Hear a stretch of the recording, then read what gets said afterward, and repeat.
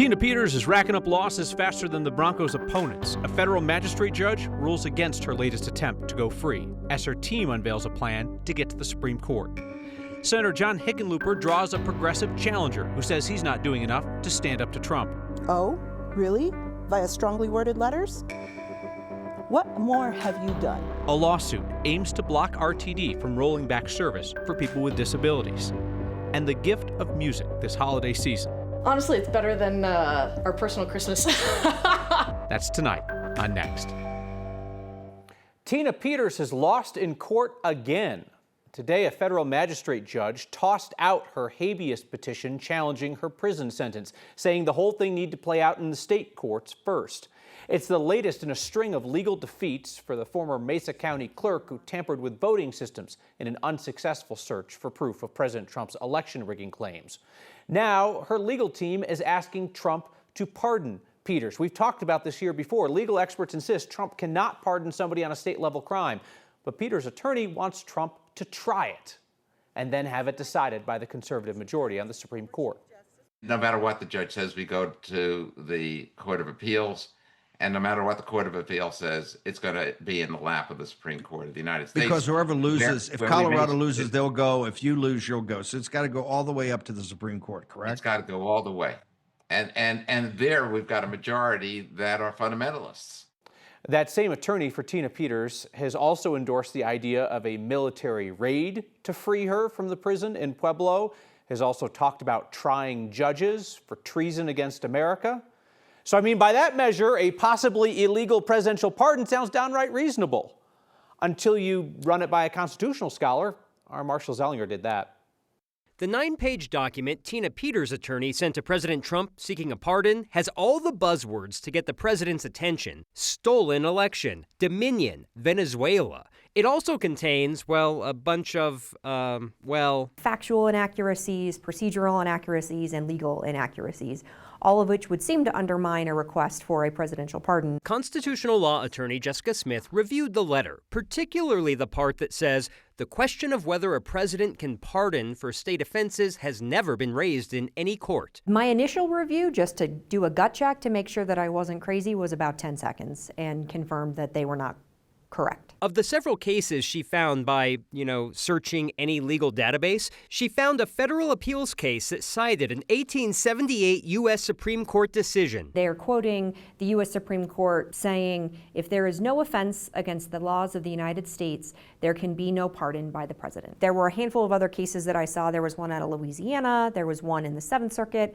all of which that said the presidential pardon extends only to federal offenses. But let's say President Trump were to announce a pardon for Tina Peters, even though she was not convicted of any federal offense. What then? It would take a presidential pardon and then some sort of court proceeding in either state or federal court where she would need to argue that the presidential federal pardon applies to Colorado's state crimes. There is a risk if the president could start pardoning for state crimes, depending on who is president. I can imagine that there are a handful of Republican governors around the country who would be really disappointed to learn that if a Democrat were sitting in the White House, that they could pardon the state law crimes in, say, Florida or Texas. When you apply the reverse, that's when this gets tricky. It's also a test of federalism, state versus federal authority. But ultimately, Kyle, maybe Peters is just seeking a court case to get the Supreme Court to consider if presidential power should now extend to pardoning for state crimes. I mean, it's fascinating. They truly are trying every single door to get her out. And it's fascinating the way that they, at the same time, are contemplating, very formal legal challenges with just gonzo things like send in SEAL Team 6 and yank her out of the prison. I guess it's a positive for her that we're continuing to talk about her. I mean, how many prisoners do we talk about weekly on the news to the point where it's like, oh, she's out now? Okay, whatever. Yeah, and of course the reason this matters is if the president can march into a prison in Colorado and free his friends, then suddenly we live in a very different country. All right, Marshall Zellinger, thank you.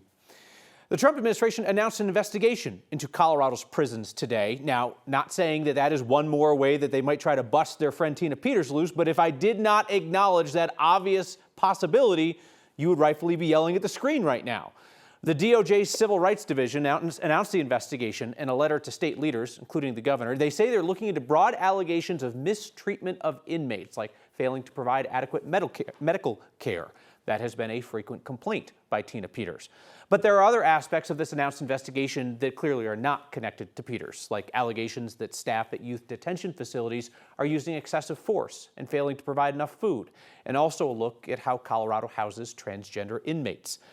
The DOJ says it's ready to work with Colorado to fix any violations found rather than just going to court.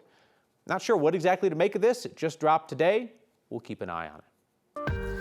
Our next conversation tonight is with the first prominent primary challenger to Democratic Senator John Hickenlooper. State Senator Julie Gonzales of Denver is one of the most progressive Democrats at the state capitol, but she's trying to distance herself from the label Democratic Socialist as she launches an underdog campaign to unseat one of the best-known Democrats in the state. Gonzales says Senator John Hickenlooper isn't doing enough to stand up to Trump. I believe that Colorado cannot afford another 6 years of poll-tested, go-along to get along politics, particularly when we are witnessing this MAGA extremism going and causing such havoc on Coloradans' daily lives. I want to ask you a question about that. That idea that Senator Hickenlooper's views are poll-tested views. You don't think his views are genuine? I think that you'd have to ask him. What I do think, though, is earlier this year, But you're painting a picture as if his views are insincere as opposed to just different from yours, right? Is it possible that he's just a centrist Democrat and you're a progressive Democrat and that he is as sincere about his views as you are about yours? In the conversations I've had with him directly, where when I have spoken to him about the issues that Latinos and working class Coloradans from across the state have, he has told me directly, well, work hard, be nice, and never give up. That, to me, is not a demonstration of meeting this moment. How do you describe yourself politically? I describe myself as an organizer turned senadora. Are you a Democratic Socialist? When I ran in 2018, I was really inspired by the way that DSA was organizing young people in a way that I thought was exciting and compelling. I signed up as a member back then, and I actually got elected. With thanks to DSA's endorsement, all of the doors that those volunteers came and knocked on my behalf. I'm no longer a member. My membership has lapsed. Why is that? Because I've been doing the work at the Capitol, and I don't go to the organizing meetings, and I don't think that it's right to be a member, a card-carrying member of an organization that you don't actually show up to the meetings for. You know? I guess I'm not so much patting you down for a membership card. I'm asking, like in your head, philosophically, are you a Democratic Socialist? I am a Democrat. Are you running to get Senator Hickenlooper to listen to progressive voices, or are you running to beat him? I'm running to be the first woman senator in Colorado's history. Colorado has never elected a woman to be the mayor of Denver, to be the governor of Colorado, or to serve in the U.S. Senate. Those are all three positions that Senator Hickenlooper has enjoyed. I respect his work. And yet, I think that when you give Coloradans a clear choice, that choice is clear. Coloradans demand a fighter and a leader with a proven track record, and I've done that work at the state capitol. You can see my full 30-minute conversation with Senator Gonzales on the next YouTube channel. There, we discuss some of her signature issues and how they would apply on a national platform: immigration reform, universal health care, and abortion access. At the moment, she's Hickenlooper's most prominent challenger of either party. Republicans have not attracted a high-profile name to run against him. A state rep is leaving office early to focus on the hotly contested Democratic primary for Colorado's toss-up congressional district. Shannon Bird currently represents Westminster. She's the centrist Dem in the primary for the 8th congressional district, which goes from Denver's northern suburbs up to Weld County. Bird is one of 4 Democrats in the running to challenge first-term Republican Congressman Gabe Evans. It's widely seen as one of the most competitive seats in the whole country. She's bailing on the term that would have ended at 2027 at the state capitol. She's leaving effective January 5th, just before next year's legislative session. A small group of party insiders will elect a replacement to finish out her term. As we've told you before, nearly 25% of state legislators were originally appointed to their seat by vacancy committees rather than being selected by voters. I appreciate your willingness to do something a little bit different with your weekly microgiving campaigns lately. For 6 straight weeks, we focused on one concern: hunger across Colorado. And in those 6 weeks, you have raised $450,000, helping to feed folks from northern Colorado to Boulder to Adams County to Arapahoe County to Denver to just last week, Jefferson County, where you raised $60,000. It'll be split among 10 mostly small food pantries. Through your 5 years of exceptional generosity week after week, you have raised $16 million to make this state a better place. Next week, one of our favorite holiday campaigns returns. As always, if you have an idea of a nonprofit in your corner of Colorado that could use some help, email ideas to me, next@9news.com, or text NEXT at 303-871-1491. Together we have the power to fix this, and we will. RTD's Access on Demand program is probably their only service that gets rave reviews. Disability rights advocates are going to court to save it. And a music shop in Broomfield is buzzing like the North Pole ahead of Christmas, putting instruments in a ton of young musicians' hands. That's next.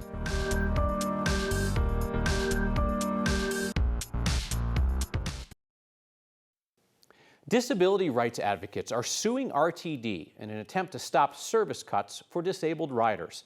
Their lawsuit argues that the planned service changes violate federal anti-discrimination law.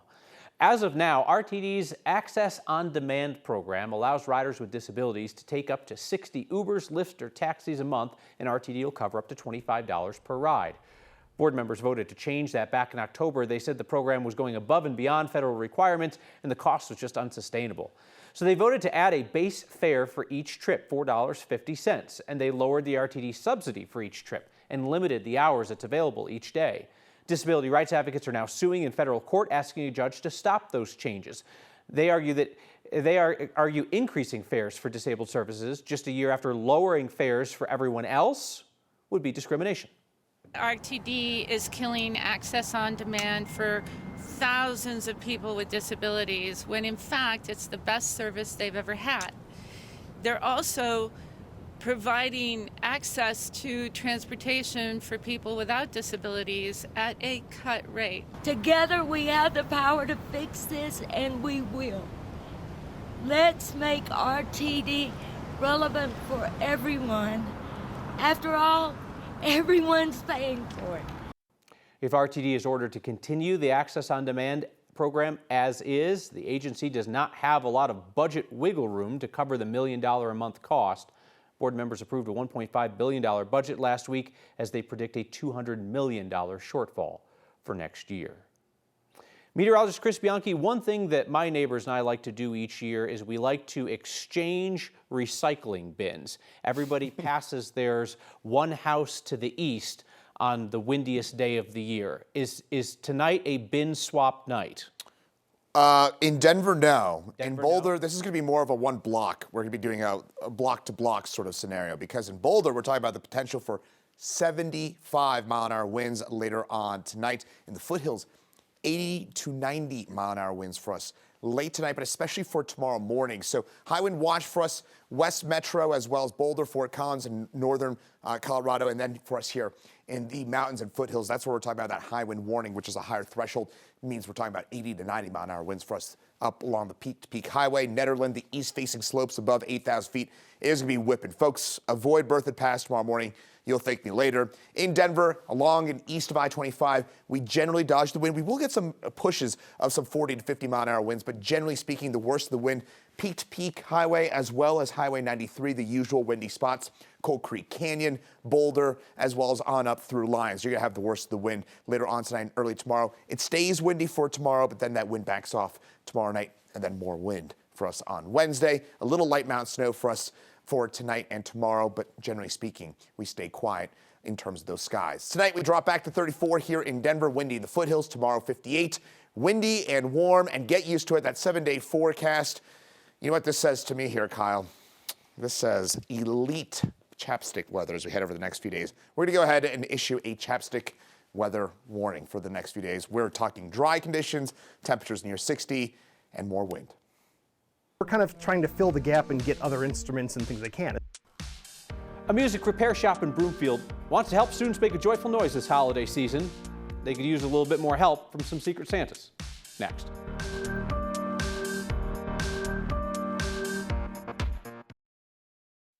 Music makes the holiday season. A music repair shop in Broomfield makes music possible for more students. Our Byron Reed shows us what they're up to. The sounds of the season aren't always festive. I had to take off an entire section of tubing from this tuning slide. But the noise coming from this workshop is music to the ears of Brian Stevenson. Or there's the banging of hammers or the lighting of torches, and there's always this something going on that just, I don't know, it brings joy to me. Stevenson is the owner of Rocky Mountain Music Repair in Broomfield, where instrument repairs are keeping his elves busy. So they need lots of pads, they need to be cleaned, things are stuck on them, some dent work. It's work. And we are doing what we call our School Secret Santa. That's helping band directors across the state. We collect supplies, accessories, instruments, cases, all these supplies that teachers in schools need in the area that aren't supplied by the normal budgets. The School Secret Santa Instrument Drive provides instruments and music supplies to Colorado music programs in need. So we're kind of trying to fill the gap and get other instruments and things they can, especially big ticket items like saxophones and French horns and tubas. Last year, they gave away 81 instruments. This year, they're hoping that number will increase. People can either purchase extra items while they're in the shop or come on in and buy something. They can go online and make a gift card donation. Honestly, it's better than our personal Christmas. Stevenson and his wife Deanna have been helping to bridge a gap for the past 5 years. It's really fun to see the teachers get the stuff that they need while just having fun. It's a blast. And when people come in and make any donation, they get to hit the button down here, we call it the booper, and it increases the number by 1. It's the season when Stevenson and his elves don't mind the extra work. This is my favorite time of year. So music students can start off the new year on a high note. And that's my biggest goal with everything I do, is giving everybody the opportunity to try band, and if they love it, be able to keep doing it for the rest of their life. For Next. Great, Thank you. No problem at all. I'm Byron Reed. Another sign of the season, the unveiling of the next holiday ornament. Next. It is time to unveil our annual next holiday ornament. A few of you have been asking about it in recent weeks. In the Clark household, we have a hard and fast rule. No Christmas stuff until after Thanksgiving, so it took us a second to get it together this year. The 5-year tradition began, of course, with the replica of my basement wood circle that was our show backdrop during the pandemic. That's on the far right of this viewer image sent in. Then far left, we had the shot ski, also from the COVID era. We had a family station wagon bringing home the Christmas tree stuck on a Target rock. We had Crispy Donkey as well. Last year's ornament was a Happy Holidays tribute to Colorado's troubled wolf reintroduction. This year, it's all about gratitude. The ornament features our favorite Friday question. What's your good news? And there's a space right on the back of the ornament for you or your family or friends to add your answer and remember what was good about this last year. I know we've had some sassy ones in the past. We decided to go heartfelt this year. So what's your good news on the front? And then on the back, I wrote in my good news for 2025, which simply says, we're both still here. I'm still here, you're still here. That is good news indeed.